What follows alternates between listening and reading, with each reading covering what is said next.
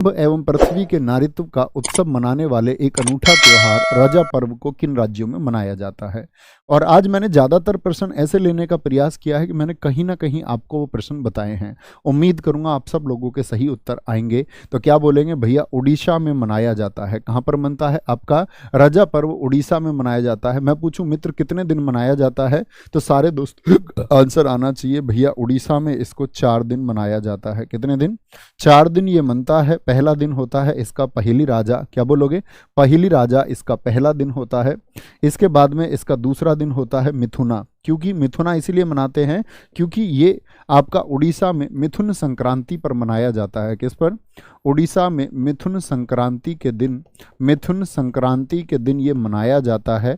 मिथुन संक्रांति के दिन, और जब साल की पहली बारिश होती है तो उसका जश्न ये लोग मनाते हैं। तो पहली राजा होता है, मिथुन होता है, तीसरे दिन होता है दाहा, दाहा थर्ड डे पर होता है, और चौथा होता है वसुमती स्नान। क्या बोलोगे? वसुमती स्नान ये चौथा दिन होता है। क्या होता है ये आपका दोस्त? सॉरी, वसुमती स्नान क्या होता है? वो आपका चौथा दिन होता है। चौथा दिन, ठीक है, चौथा दिन। उड़ीसा में ही दोस्त आपका चंदन यात्रा होती है। क्या बोलोगे? चंदन यात्रा होती है। नुआखाई कोई पूछे तो मैं बार बार आपको बताता आया हूँ। बिहार का मलमास और मधुश्रावणी बार बार बताता आया हूँ। मेघालय का मित्र क्या बोलोगे? वंगाला और बेहंदी खलम। इस बार परीक्षा में दोनों में से पूछा जाएगा, क्योंकि हर बार क्या बोलोगे? बेहंदीन खलम ये कहाँ का है? तो हम कहेंगे ये मित्र आपका मेघालय का है। कहाँ का है? मेघालय का है। आगे आते हैं। निम्नलिखित में से कौन सी नृत्य शैली है जो बिहू नृत्य से प्रभावित है? किससे? बिहू नृत्य से। तो बिहू नृत्य कहाँ का? बिहू नृत्य कहाँ का है दोस्त? आपका असम की कछारी जनजाति द्वारा किया जाता है। कौन सी ट्राइब करती है इसको? कछारी ट्राइब द्वारा इसको किया जाता है। और कछारी ट्राइब का संबंध हो गया आपका असम से। क्या बोलोगे? असम का। और असम के इसी डांस को बच्चे क्या बोलोगे? क्या कथक उत्तर प्रदेश, मणिपुर या फिर आंध्र प्रदेश का कुचिपुड़ी क्या बोलेंगे? सत्रिया। सत्रिया जो 15वीं शताब्दी में श्रीमद शंकर देव द्वारा स्थापित किया गया था। श्रीमद शंकर देव द्वारा स्थापित किया गया था। अल्पना किस राज्य की पारंपरिक लोक कला है?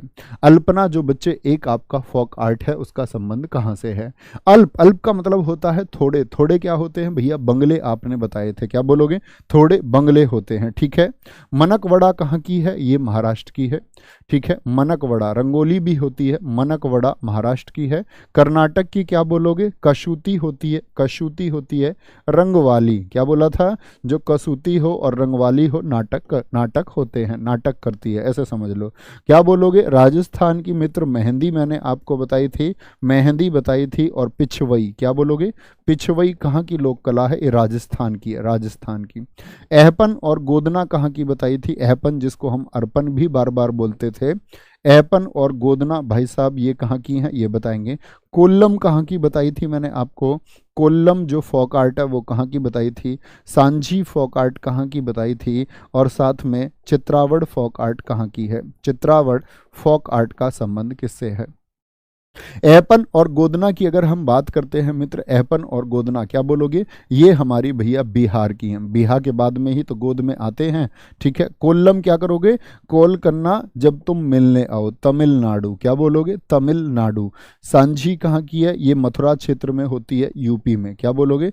मथुरा यूपी की है। और चित्रावड़ ये दोस्त आपका मालवा क्षेत्र छत्तीसगढ़ से संबंध है इसका। किस क्षेत्र से? मालवा छत्तीसगढ़ से संबंध है। मालवा छत्तीसगढ़ से इसका संबंध है। बार बार हमने इसके बारे में बात की है। भारत में पेंटिंग के संदर्भ में निम्नलिखित में से कौन सा युग्म है जो सुमेलित नहीं है? पेंटिंग के बारे में देखेंगे जरा। फड़ पेंटिंग राजस्थान की बता रखी है, हाँ जी। सोरा पेंटिंग क्या मैंने उड़ीसा की बता रखी है। गुलेर पेंटिंग क्या कर्नाटक की है? या बाघ पेंटिंग क्या मध्य प्रदेश की है? हाँ जी, गुलेर पेंटिंग कर्नाटक की नहीं है, क्योंकि गुलेर पेंटिंग का संबंध है मित्र आपका हिमाचल प्रदेश से। किससे? हिमाचल प्रदेश से इसका संबंध है। इंडियाज इकोनॉमिक क्राइसिस नामक पुस्तक के लेखक कौन हैं? इंडिया के इकोनॉमिक क्राइसिस पुस्तक के लेखक कौन हैं? मोहनदास करमचंद गांधी, डॉक्टर बिमल जालान, या फिर राजेंद्र प्रसाद हैं, या फिर आपका राज ठाकरे हैं? एक सही सा उत्तर आप लोगों से उम्मीद करता हूं। चलो भाई बताएंगे एक सही सा उत्तर। क्या बोलेंगे जी? आप कहेंगे भैया विमल जालान, आरबीआई के गवर्नर रहे थे विमल जालान। इन्हीं की पुस्तक है इमर्जिंग इंडिया। एसएससी बहुत पूछता है इमर्जिंग इंडिया बुक के राइटर कौन है? इमर्जिंग इंडिया, या बोले the future of India book के राइटर कौन है? फ्यूचर ऑफ इंडिया बुक के राइटर कौन है? ठीक है, future of India. Rajendra Prasad ji की इंडिया डिवाइडेड और गांधी जी की तो सारी मैं आपको ग्रीन पैम्फलेट से लेकर के दोस्त आपका इंडिया होम रूल से लेकर के माई एक्सपेरिमेंट विद ट्रुथ से लेकर के की टू हेल्थ से लेकर के सारी पुस्तकें मैंने आपको बताई हैं। ठीक है, सारी पुस्तकें आपको बताई हैं। आगे आएंगे। महात्मा गांधी शांति पुरस्कार के अंतर्गत कितनी पुरस्कार राशि प्रदान की जाती है? जो महात्मा गांधी अंतर्राष्ट्रीय शांति पुरस्कार है उसके अंतर्गत 2.5 लाख रुपए, 50 लाख रुपए, 1 करोड़ या 2 करोड़ रुपए। तो क्या बोलेंगे भैया?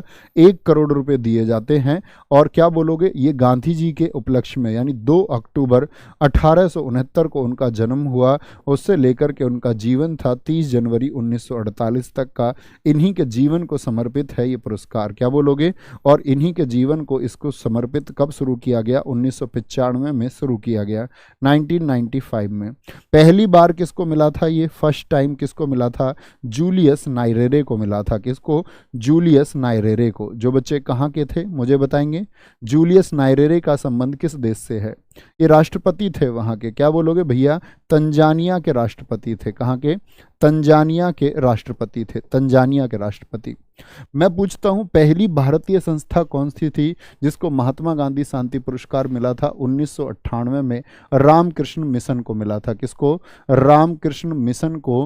कब आपका अंतर्राष्ट्रीय गांधी शांति पुरस्कार मिला? 1998 में। सन 2000 में किसको मिला था? ये प्रमुख है नेल्सन मंडेला को मिला है। किनको? नेल्सन मंडेला को ये पुरस्कार प्राप्त हुआ, नेल्सन मंडेला। ठीक है, नेल्सन मंडेला।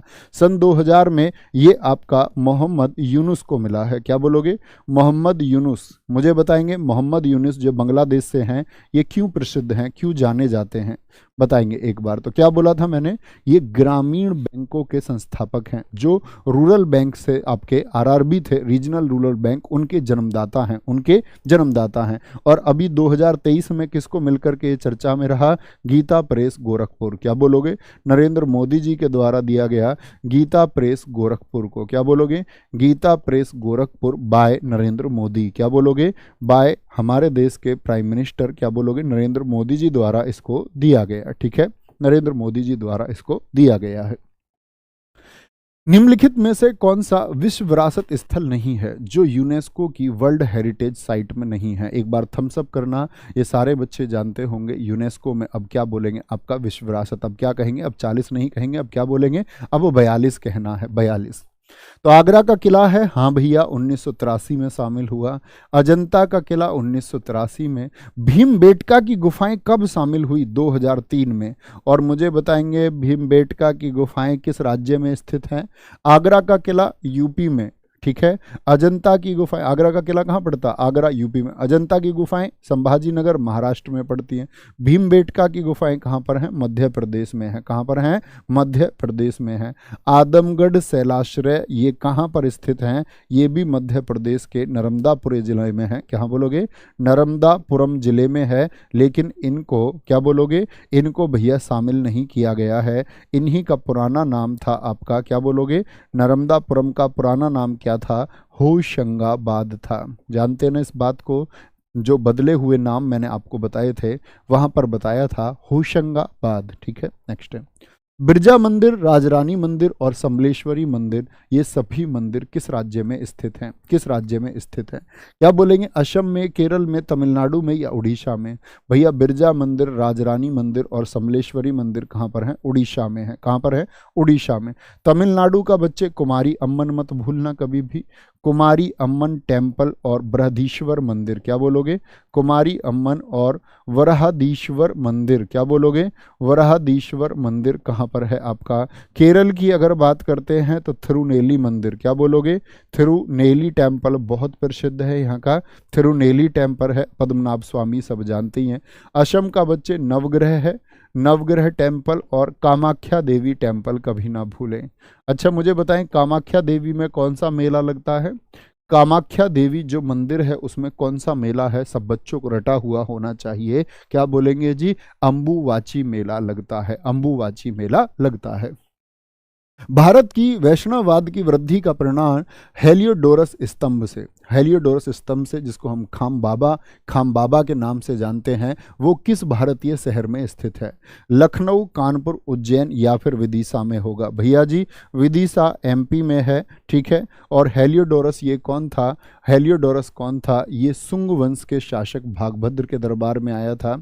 सुंग वंश के शासक थे भागभद्र, जिनको भागवत के नाम से जानते हैं, भागभद्र के दरबार में आया था। भागभद्र के दरबार में हेलियोडोरस आया था, दरबार में क्या बोलेंगे? दरबार में आया था। लेकिन था कौन? तो क्या बोलोगे?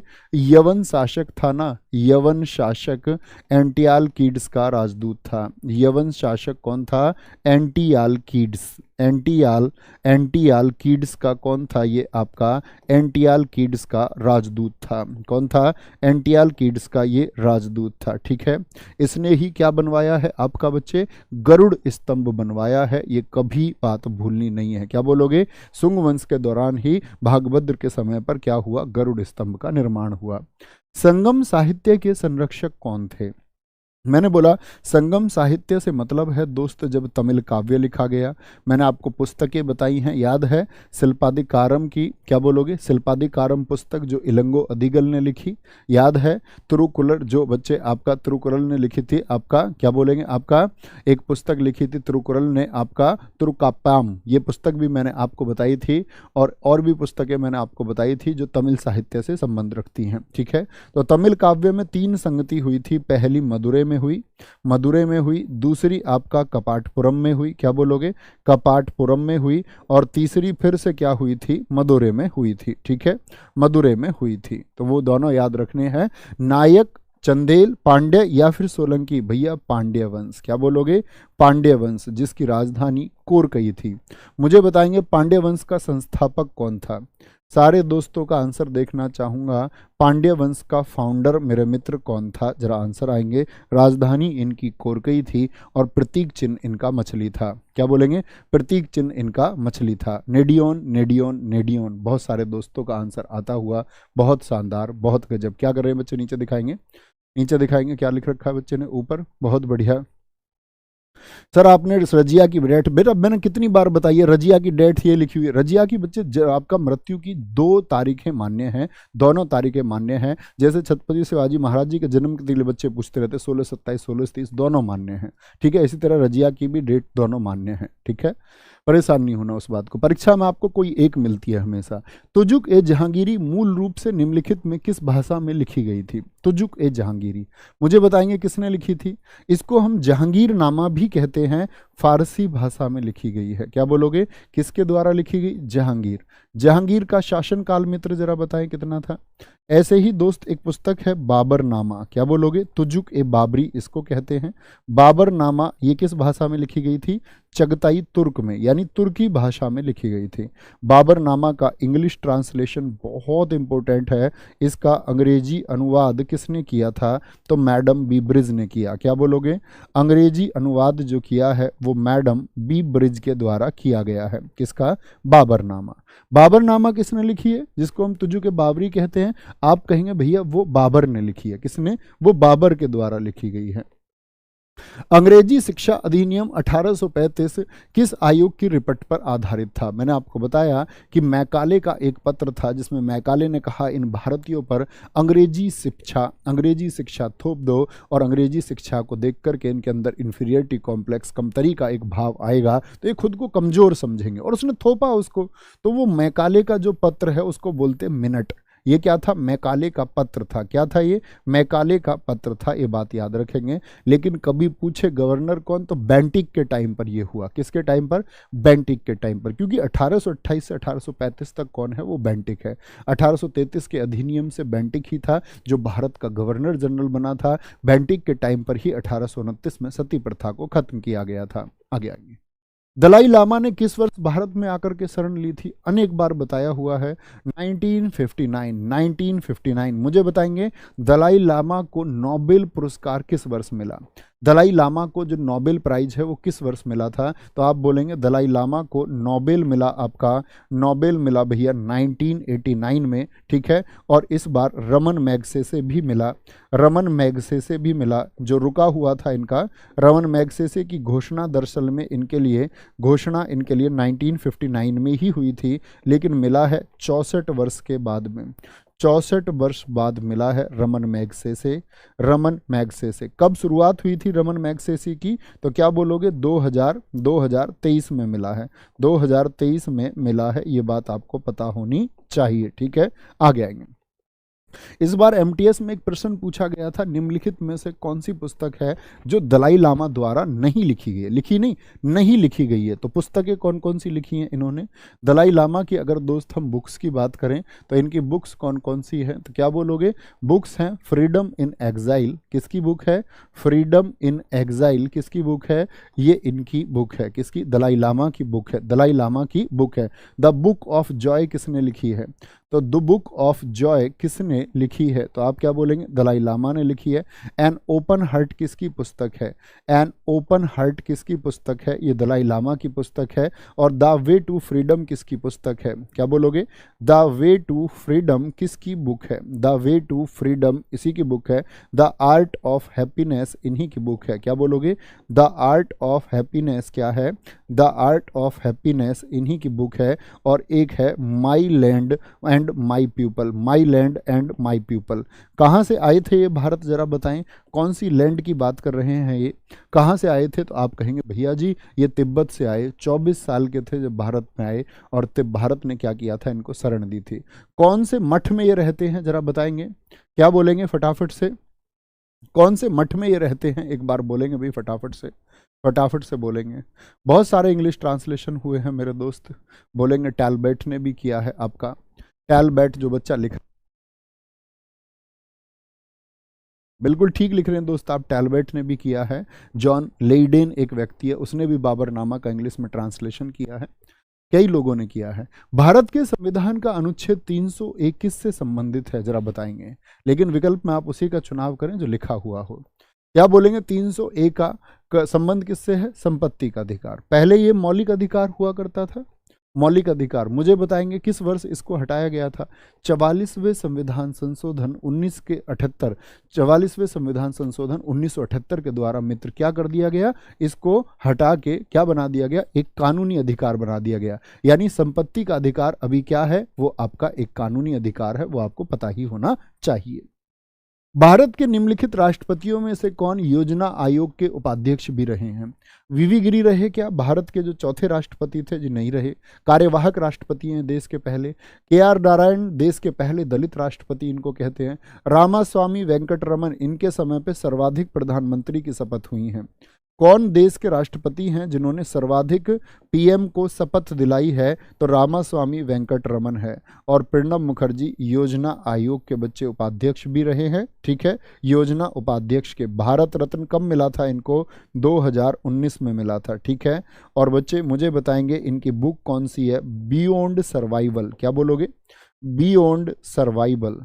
एक बार थम्स अप चाहता हूं सारे दोस्तों का कि मुझे बताएं, ये छोटी चीज़ें आप जानते होंगे ना दोस्त, निर्विरोध कौन राष्ट्रपति चुने गए, नीलम संजीव रेड्डी चुने गए। पहली आदिवासी राष्ट्रपति कौन है, पहली महिला राष्ट्रपति। तो कॉमन चीज़ें सबको पता होनी ही चाहिए, क्या बोलोगे, कॉमन चीज़ें पता ही होनी चाहिए। किस सदन के सत्रावसान, यानी कि जब संसद का सत्र खत्म हो गया और नए सत्र और उसके पुनः संवेत यानी कि पुनः फिर से शुरू होने के बीच की अवधि को क्या कहते हैं। यानी एक सत्र खत्म हो गया और अगला सत्र जो शुरू हो रहा है उसके बीच का जो ये गैप है, क्या बोलोगे, बीच का गैप है। एक हमारे दोस्त ने लिख दिया है, नीलम संजीव रेड्डी आंध्र प्रदेश के सीएम भी रहे। मैं सैल्यूट करता हूं दोस्त, ऐसे बच्चों को क्या बोलेंगे, आपका अवकाश, हॉलीडे बोलेंगे इसको। क्या बोलते हैं, हॉलीडे हो जाता है, अवकाश कहते हैं संसद की भाषा में, कि गैप है। 3 सत्र होते हैं, कोई भी 2, कम से कम कितने सत्र होने चाहिए, कम से कम 2 होने चाहिए। कोई भी 2 के बीच में 6 माह से अधिक का गैप नहीं होना चाहिए। संसद के सत्रों को आर्टिकल 85 में बताया गया है। कैसे, बजट का सूत्र होता है, फिर आपका मानसून सत्र होता है, फिर आपका शीतकालीन सत्र होता है। भाई कई कई बार बताया, ऐसे तो बताओ, जो बताया उसको लेके तो निराश नहीं करोगे ना। जो बताया उसकी बात छोड़ते हैं, जो नहीं कराया है या जो आपने कभी देखा ही नहीं। मैंने कहा सिर्फ आपसे जितना कराया उसको लेके तो मित्र कभी कभी निराश नहीं करेंगे। हिमाचल प्रदेश राज्य किस वर्ष अस्तित्व में आया था, कब इसका गठन हुआ, ये पूछा है। 1971, 1971, 1971, 25 जनवरी भी डेट लिखी है एक हमारे बच्चे ने। क्या बोलोगे, 1971 दोस्त, क्या बोलोगे, 25 जनवरी, 25 जनवरी 1971। लेकिन इसके लिए पूछ ले, हिमाचल प्रदेश के निर्माण के लिए एक्ट कब आया, 1970। इसमें भी बच्चे 1971 चुन के प्रश्न गलत करा लेते हैं। और हिमाचल प्रदेश उस समय पर भारत का 18वां राज्य बना था। कौन सा, 18वां राज्य बना था। दरअसल में 1956 में क्या था, 1956 में तो ये आपका एक यूटी था। जब राज्य पुनर्गठन अधिनियम आया था तब कितने स्टेट थे हमारे, 14 राज्य और 6 केंद्र शासित प्रदेश थे मित्र। उनमें से यह क्या था, आपका एक यूटी था, एक यूटी था। सौरमंडल का सबसे वातमय ग्रह निम्नलिखित में से कौन सा है। सबसे एयरिस्ट यानी सबसे हवादार ग्रह इसको कहा जाता है। और कौन सा होगा, वही होगा जो सूर्य से 8वां है। कौन, जो सूर्य से दूरी पर है, सूर्य से 8वां कौन सा है मित्र, आपका नेपच्यून है। क्या बोलोगे भैया जी, वो नेपच्यून है और सूर्य से 8वां है स्थिति में। भारत के जैव भौगोलिक क्षेत्र यानी बायो ज्योग्राफिक रीजन्स कितने हैं। भारत को अगर बायो ज्योग्राफिक रीजन्स में बांटा जाए तो कितने ज्योग्राफिक रीजन्स में आप बांट देंगे, 2, 10, 5 या 6, कहेंगे भैया जी 10 में बांट देंगे। 10 कैसे, एक आपका ट्रांस हिमालय हो गया दोस्त, क्या हो गया, ट्रांस हिमालय हो गया आपका एक क्षेत्र। अगर मैं बात करता हूं दूसरा क्षेत्र कौन सा, वो रेगिस्तानी क्षेत्र है। कौन सा, रेगिस्तानी क्षेत्र है। इनसे प्रश्न पूछ लेता है, निम्नलिखित में से भौगोलिक क्षेत्र के विभाजन की दृष्टि से विकल्प सही नहीं है, तो इनमें से 3 रख देता है और चौथे को गायब कर देता है। जो हमारा नॉर्थ ईस्ट का क्षेत्र है, उत्तर पूर्व क्षेत्र है, नॉर्थ ईस्ट का क्षेत्र है। चौथा आपका द्वीपों को लेता है। 5वां आपका बच्चे हिमालयी क्षेत्र को लेता है। क्या बोलोगे, हिमालयी क्षेत्र को लेता है। विकल्प ए में क्या लिया था हमने, पहले में तो लिया था ट्रांस हिमालय, फिर लेता है आपका ट्रांस हिमालय, रेगिस्तानी, नॉर्थ ईस्ट, द्वीप हो गए, हिमालय, फिर लेगा आपका बच्चे पश्चिमी घाट को। किसको, पश्चिमी घाट को। और फिर आता है हमारा मिडिल में आपका गंगा का मैदान जो है। क्या बोलोगे, गंगा का मैदानी क्षेत्र जो है, गंगा का मैदानी क्षेत्र आता है। और 8वें, 9वें और 10वें में लेगा आपका दक्कन का पठार है, आपका 8वां दक्कन का पठार। ये भारत का विभाजन है, ठीक है। अर्ध शुष्क क्षेत्र होते हैं जो आधे शुष्क हैं। क्या बोलोगे, आपका हेमी ड्राई एरिया जितने भी हैं अर्ध शुष्क क्षेत्र। और आपका साथ में जो तटीय क्षेत्र हैं, कैसे, जो तटीय क्षेत्र हैं भारत के, इस तरह से 10 में बांटा जाता है। इस तरह से बच्चे कितने प्रकार से, 10 प्रकार से उसका विभाजन होता है। भारत के किन राज्यों में नल्ला माला वन श्रृंखला मौजूद है। नल्ला माला वन श्रृंखला मौजूद है, आंध्र प्रदेश और तेलंगाना में है, तो एकदम से सही है आपका। तमिलनाडु और कर्नाटक में क्या है, नीलगिरी है। क्या है, नीलगिरी है, नीलगिरी। और आंध्र प्रदेश और तेलंगाना में क्या है दोस्त, नल्ला माला है। कई बार हमने बात किया इस बारे में, नल्ला माला होगा। क्या होगा, नल्ला माला हो जाएगा। निम्नलिखित में से किसे भारत की विशाल घाटी कहा जाता है। भारत की विशाल घाटी, मैंने आपको कहा था grand canyon of India, grand canyon of India इसको कहते हैं। तो कौन सी बताई थी, गांधी कोटा बताई थी। क्या बताई थी, गांधी कोटा। कहाँ पर है दोस्त, आंध्रा में है। इसको हम भारत की क्या बोलते हैं, हिडन ग्रैंड कैनियन भी बोलते हैं, hidden grand canyon of India. क्या बोलोगे? कैनियन ऑफ इंडिया किसको कहा जाता है? वह गांधी कोटा को कहा जाता है। कहाँ पर है? आंध्रा में। अरकू और नंदियाल घाटी भी कहाँ पर हैं? अरकू और नंदियाल घाटी, नंदियाल बच्चे आपका घाटी कहाँ पर है? वह आंध्र प्रदेश में ही है। क्या बोलोगे? गांधी कोटा। जब अमेरिका की बात हमने की थी तब मैंने आपको गांधी कोटा बताया था। विदेशी संदर्भ मूल्य के संदर्भ में, जैसे कि विदेशी संदर्भ मुद्रा, जैसे डॉलर एक विदेशी मुद्रा है या पौंड है, ठीक है। संबंध में भारत का जो रुपया है, संबंध में जो रुपया के मूल्य का घटाव, यानी रुपए की अगर मैं कर दूं कीमत कम, कीमत कम, तो क्या करेंगे? यहाँ पर इन्वेस्टर्स आ जाएंगे जो कहेंगे कि भैया $1 यानी कि 80 रुपये, 80 रुपये लगभग हम माने 80 रुपये में भैया जी हमको 20 पार्ले जी मिलेंगे, 20 पार्ले जी मिलेंगे। तो अभी रुपए की कीमत कम हो गई, यानी जो 5 रुपया था वो कमज़ोर हो गया। वो कीमत कम होने का मतलब है 4 रुपये के बराबर उसकी कीमत हो गई। तो ये लोग अब कितना खरीद लेंगे यहाँ पर आकर के? क्या बोलेंगे? 20 पार्ले जी नहीं आएंगे, सॉरी 100 रुपये ले लो इसको। 80 में 20 पार्ले जी नहीं आएंगे, 80 में तो दोस्त आपका पार्ले जी 16 ही आएंगे, 16 ही आएंगे 80 के। तो 4 का नियम, पार्ले जी 5 का आता है, मैं थोड़ा पहले का सोच गया। तो 100 रुपये में 20 पार्ले जी आएंगे, 5 को अगर हम कर दे तो 4 रुपये कीमत कर दिया है तो 25 पार्ले जी आएंगे। तो वो लोग इन्वेस्टमेंट के लिए राजी हो जाते हैं। इसी को हम डिवैल्यूएशन कहते हैं, अवमूल्यन कहते हैं। ये किस लिए किया जाता है? ताकि विदेशी निवेश को बढ़ाया जा सके, ठीक है ना। क्या बोलेंगे? आगे आएंगे। किसी असंतुलित बल द्वारा किसी पिंड में उत्पन्न त्वरण, किसी पिंड में उत्पन्न त्वरण जो होता है वो क्या होगा? F समानुपाती किसके होता है? क्या बोलते हैं? M इंटू ए के। तो किसके समानुपाती होता है? असंतुलित बल द्वारा पिंड में उत्पन्न त्वरण। त्वरण किसके समानुपात में होगा मित्र? किसके? बल के अनुक्रमानुपाती होगा। A4 एक्सेलरेशन किसका आपको क्या बोलोगे? डायरेक्टली प्रोपोर्शनल होता है, फोर्स के डायरेक्टली प्रोपोर्शनल होता है, इनवर्सली कभी नहीं लिखेंगे। क्या होता है? फोर्स के डायरेक्टली आपका बच्चे क्या होगा? प्रोपोर्शनल होगा, यानी सीधा अनुक्रमानुपाती होता है। मैलेकाइट किसका एक अयस्क है? मैलेकाइट। लेड का अयस्क मित्र मैंने आपको बार बार बताया है, गैलेना होता है। क्या होता है? गैलेना होता है। मैग्नीज का अयस्क, इससे कंफ्यूज हो जाते हैं बच्चे, मैग्नाइट होता है, मैग्नाइट है वो, मैलेकाइट। मरकरी का क्या बोलोगे? मरकरी का जी सिनेबार होता है, HGS जिसको हम कहते हैं, ठीक है, HGS। कॉपर का है मैलेकाइट, कॉपर का ही है फ्रोजा। क्या बोलते हैं? फ्रोजा। क्यूप्राइट होता है। क्या होता है? क्यूप्राइट होता है आपका, सॉरी क्या बोलोगे? क्यूप्राइट होता है, क्यूप्राइट होता है जिसको Cu2O कहते हैं। कॉपर ग्लांस होता है, Cu2S बोल देते हैं, Cu2S। और कॉपर पायराइट होता है, CuFeS2। ये सब किसके अयस्क हैं? ये सारे के सारे मित्र कॉपर के अयस्क हैं, कॉपर के। कार्यात्मक वर्गीकरण के आधार पर मानव शरीर में कितने प्रकार के जोड़ हैं? कितने प्रकार के जोड़ हैं जरा बताएंगे? बोलेंगे भाई फटाफट से।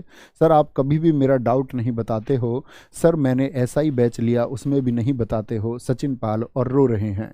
बेटा आपने बैच इसलिए लिया था कि आप डाउट पूछो, या मैं आपको इसलिए पढ़ा रहा था कि मैं आपके डाउट बताएं, और आप यहाँ रो रहे हो इतनी देर में डाउट लिख देते तो बता भी देते। अब लिख दो, कोई नहीं अब बता देंगे। बच्चे बहुत हजारों की संख्या में कमेंट्स होते हैं, सबके डाउट पढ़ना पॉसिबल नहीं है, ठीक है। क्या बोलोगे? कार्यात्मक वर्गीकरण के आधार पर। और तुम्हें मम्मी पापा ने इसलिए थोड़ी पढ़ाया था, इसलिए पढ़ाया था दोस्त, पहले के टाइम में बात करें, गुरुकुल के ज़माने में तो गुरु से प्रश्न पूछने होते थे। आज आप टेक्नोलॉजी के ज़माने में हो, आपको बहुत सारी चीज़ों के सॉल्यूशन खुद देख लेने चाहिए। भैया गूगल पे करें तो बड़ा कन्फ्यूजन होता है, 2 से 4 जगह अगर आप देखोगे किसी चीज़ में कन्फ्यूज हो और सेम डेटा मिलता है, इसका मतलब वो वेरीफाइड डेटा है, ठीक है। कोई भी अध्यापक कहाँ से अपना डेटा इसी प्रकार वेरीफाई करते होंगे? आपको लग रहा है कि मास्टर जी एकदम से प्राकृतिक तरीके से सीख रहे? नहीं, इसी तरह से सर्च के द्वारा, पुस्तकों के द्वारा सीख रहे, आप भी सीख सकते हैं, ठीक है। आगे कार्यात्मक वर्गीकरण के आधार पर मानव शरीर में कितने प्रकार के जोड़ मौजूद होते हैं? तो मानव शरीर में जोड़ होते हैं कार्यात्मक आधार पर 6। देखो दरअसल में जो जोड़ होते हैं, जोड़ तो 2 ही प्रकार के होते हैं। कौन कौन से? एक तो होते हैं आपका जो स्ट्रक्चरल बेसिस पे होते हैं, संरचनात्मक होते हैं, और एक होते हैं आपका, दूसरे होते हैं आपका कार्यात्मक जो फंक्शनल होते हैं। क्या होते हैं? फंक्शनल होते हैं। संरचनात्मक कभी पूछे तो 3 कहना, ठीक है, और कार्यात्मक कभी पूछे तो 6 कहना। जैसे संरचनात्मक कौन कौन से जोड़ होते हैं? जो रेशेदार जोड़ होते हैं। कौन कौन से? रेशेदार जोड़ होते हैं। कार्टिलिजिनस जोड़ होते हैं आपका, क्या बोलोगे? कार्टिलिजिनस जोड़ होते हैं आपका, ये भी आपका संरचनात्मक जोड़ होते हैं। एक श्लेष जोड़ होते हैं, हमारा श्लेष जोड़ होते हैं। ये तीनों के तीनों संरचनात्मक होते हैं, हड्डियों को जोड़ने वाले। कार्यात्मक में बच्चे गेंद और सॉकेट, गेंद और सॉकेट की तरह के जो जोड़ होते हैं, गेंद और सॉकेट जो होते हैं ये कार्यात्मक में आते हैं। आपका क्या बोलोगे? निर्णायक जोड़ होते हैं। कौन से? निर्णायक जोड़ होते हैं। एक मित्र आपका काज जोड़ होते हैं, ठीक है। एक आपका सैडल जोड़ होते हैं, सैडल जोड़ होते हैं। एक आपका कंडिलाइड जोड़ होते हैं। कौन से? कंडिलाइड जोड़ होते हैं। और एक होते हैं आपका ग्लाइडिंग जोड़। कौन से जोड़ होते हैं? ग्लाइडिंग जोड़ होते हैं। तो ऐसी नाम कभी नहीं पूछेगा, कार्यात्मक पूछे 6 कहेंगे, और संरचनात्मक जोड़ हड्डी के कितने होते हैं? वह 3 होते हैं। क्या होते हैं? 3 होते हैं। आगे आएंगे। हृदय की धड़कन को, उत्तर बता दी ना पिछले का? हाँ सॉरी, गलत लगाती है क्या? हाँ, कार्यात्मक ही पूछा था मित्र, एकदम से ठीक है। हृदय की धड़कन को उत्तेजित करने वाले हार्मोन कौन सा है? हृदय मत पढ़ा करो, क्या बोला करो? हृदय। क्या बोलेंगे? हृदय। राजा राम मोहन राय ने 1815 में किसकी स्थापना की? ये प्रश्न आज की CISF में पूछा गया था। आदेश चौधरी जी। सारी क्लास जानती है भाई। आत्मीय सभा कल ही बता रहे थे, कल ही पूछा था मैंने तो क्लास में कि आत्मीय सभा की स्थापना, तुम ही 1828 लिख रहे थे जब, आज पूछ लिया प्रश्न, बड़ी अच्छी बात है। 1825 में उन्होंने वेदांत कॉलेज की स्थापना की। 1821 में उन्होंने कलकत्ता यूनिटेरियन बनाया। 1828 में उन्होंने ब्रह्म समाज बनाया। सब कुछ तुमको पता होना चाहिए मित्र, ठीक है। आगे आएंगे। हृदय की धड़कन को उत्तेजित करने वाला हार्मोन कौन सा है? थायरॉक्सिन होता है। कौन सा होता है? थायरॉक्सिन होता है। कुछ मेरे दोस्त कमेंट सेक्शन में प्रश्न ही लिखने लग जाते हैं। मित्र प्रश्न लिखोगे और ये 10,000 बच्चे भी बाकी प्रश्न लिखने लग गए तो मैं दे पाऊंगा क्या उत्तर? सोचा करो, थोड़ा सा लॉजिकल हो जाओ, थोड़ा तो बुद्धिमान होना पड़ेगा ना, है ना। अभी बात करेंगे बुद्धिमानी की, जब मॉक टेस्ट की बात करेंगे। हाल ही में विश्व प्रसिद्ध श्रावणी मेले का उद्घाटन कहाँ किया गया है? क्या बोलेंगे? श्रावणी मेले का उद्घाटन कहाँ किया गया है? रांची में या फिर देवघर में? क्या बोलोगे? अभी देवघर में बच्चे, यानी कि झारखंड में किया गया है। कहाँ पर? झारखंड में किया गया है। और झारखंड का जो वैद्यनाथ धाम है, वैद्यनाथ धाम पता है ना, एक ज्योतिर्लिंग है, ये 12 ज्योतिर्लिंगों में से एक है, बहुत इंपॉर्टेंट है। 19 वर्ष के बाद में ये बहुत चर्चाओं में रहा। 19 वर्ष बाद आपका यहाँ पर आयोजित हुआ श्रावणी मेला। क्या बोलोगे? 19 वर्ष बाद, ठीक है। कांवड़ियों के लिए इसको आयोजित किया गया था।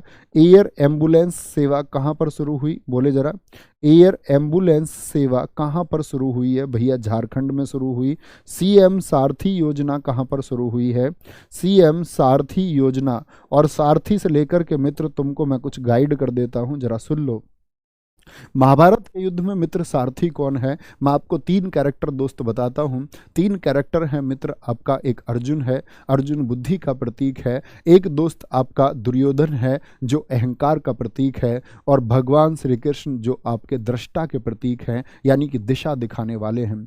अर्जुन जब अपने रथ को लेके जाता है मैदान के बीच में, तो उस समय वह अवलोकन करना चाह रहा है। तो हर अच्छे छात्र का यह धर्म होता है कि वह परीक्षा या किसी भी परीक्षा की तैयारी कर रहा है तो वह उसका अवलोकन करे, नहीं तो फिर अर्जुन की तरह डर जाएगा देख करके कि मैं तो मारा जाऊंगा। अर्जुन को मित्र इतनी बात याद रख लेना, इतना एनालिसिस आप कर लेना कि अर्जुन को कोई भय सता रहा था का? हाँ जी, उसको अपने लोगों की याद नहीं आ रही थी। अपने लोगों की याद आती तो 40 वर्षों से उस युद्ध की नीति ही तैयार ना होती। यानी अर्जुन को उस समय पर भय हुआ, सामने खड़े देख करके आपका कर्ण को, सामने खड़े देख करके द्रोणाचार्य, सामने खड़े देख करके भीष्म पितामह। आप कहेंगे भैया आप कैसी बात करते हैं, ऐसा कैसे अर्जुन को डर लग सकता है? मित्र कारण यही है, उन्होंने ये कारण आपका अर्जुन के सामने, अर्जुन ने भगवान श्री कृष्ण के सामने पुट भी किए, तब उनको उन्होंने कायरता से दूर किया कि तुम कायरता का शिकार हो रहे हो। तो याद रख लेना दोस्त, बुद्धि का मतलब अवलोकन है, बहुत ध्यान से देख लेना। अगर मित्र दुर्योधन की तरह, मैंने कहा ना अहंकार में, यानी अंधे होके कि जो युद्ध हो जाए सो होने दो, अंधे होकर के कुछ भी चुनाव करोगे तो मित्र मारे जाओगे इस रण में। और आपके साथ एक सारथी होना चाहिए जो दृष्टा की भांति आपको दिशा दिखाए। जिस किसी को भी फॉलो करते हो, कोई भी चैनल फॉलो करते हो, कोई भी पुस्तक फॉलो करते हो, किन्हीं भी अमुक अध्यापक जी से आप पढ़ते हो, उनको बस विश्वास के साथ में अगर आपने चुन लिया है तो मेहनत करके आगे बढ़ते रहिए, ठीक है। तो क्या बोलेंगे, सीएम सारथी योजना कहाँ की है, ये आपका झारखंड की है। और तरल नैनो, क्या बोलोगे, तरल नैनो यूरिया उर्वरक संयंत्र कहाँ पर लगा है, यूरिया उर्वरक संयंत्र ये आपका मित्र कहाँ पर लगा है, तो आप कहेंगे ये भाई साहब हमारा क्या कहेंगे, ये हमारा झारखंड में लगा है। हाल ही में उत्तर प्रदेश सरकार किस शहर में मंदिर संग्रहालय बनाएगी, किस शहर में, बोलेंगे जी फटाफट से, किस शहर में मंदिर संग्रहालय बनाएगी। मथुरा में बनाने जा रहे हैं, अयोध्या में, वाराणसी में, या फिर इनमें से कोई नहीं, अयोध्या में। और याद रख लेना, अयोध्या में मर्यादा पुरुषोत्तम भगवान श्री राम जी का एयरपोर्ट भी बन रहा है। क्या बन रहा है, एयरपोर्ट भी बन रहा है। और एक बार जबरदस्त तरीके से उत्तर आना चाहिए। हाल ही में लोकसभा अध्यक्ष ओम बिरला ने किस राज्य के नए विधानसभा भवन का उद्घाटन किया है, कहां पर एक नया विधानसभा भवन आपका बना है, तेलंगाना में, असम में, या फिर आंध्र प्रदेश में। भैया असम में बनाया गया है, क्या बोलोगे, असम में। यहाँ के सीएम कौन है, हेमंत बिस्वा हैं। कौन है, हेमंत बिस्वा यहाँ के सीएम हैं, हेमंत बिस्वा यहाँ के सीएम हैं। और क्या बोलोगे, उद्घाटन किया था, केंद्रीय मंत्री थे आपका सर्बानंद सोनोवाल। सबसे बड़ी बात है कि ये विधानसभा जो होगा पेपरलेस होगा, यानी कि कागज रहित होगा। कैसा होगा, कागज रहित होगा। हाल ही में गूगल डूडल ने किस देश के राष्ट्रीय दिवस का जश्न मनाया है, कौन सा राष्ट्रीय दिवस किसका जश्न मनाया गया, स्विट्जरलैंड का जश्न मनाया गया दोस्त 1 अगस्त को। एक GIF, आप देखते हैं ना गूगल, आप लोग सर्च करते होंगे, उसके ऊपर जो इमेज होती है वो रोज बदलती रहती है ना, तो गूगल सम्मान कहता है, इसी को बोलते हैं डूडल। क्या बोलेंगे, गूगल के ऊपर रोज नया चित्र है, वो जो चित्र आता है उसको GIF बोलते हैं, ग्राफिक्स इंटरचेंज फॉर्मेट बोलते हैं। क्या बोलोगे, ग्राफिक्स, कंप्यूटर में बहुत फुल फॉर्म पूछी जाती है, ग्राफिक्स इंटरचेंज फॉर्मेट इसको हम कहते हैं, ये आपको पता होना चाहिए।